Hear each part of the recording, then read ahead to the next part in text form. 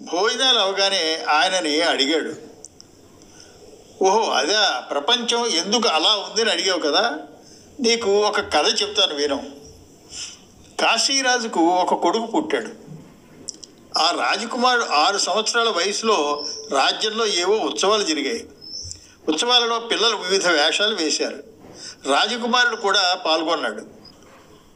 అతనికి ఒక చక్కటి అమ్మాయిగా వేషం వేశారు. ఆ వేషంతో అతను కూడా పాల్గొన్నాడు. అందరూ మెచ్చుకున్నారు. అతను ఆ అమ్మాయి దుస్తుల్లో ఉండగా ఆస్థాన చిత్రకారుడు ఒక చిత్రం గీశాడు. అందులో అమ్మాయి చాలా అందంగా ఉంది. మంత్రి గారు రాజకుమారుడి చిన్నప్పటి రాజకుమారి చిత్రపటాన్ని కోటలోనే పాత వస్తువుల్ని భద్రపరిచే వస్తుశాలలో భద్రపరిచాడు. కొన్ని సంవత్సరాలు గడిచాయి.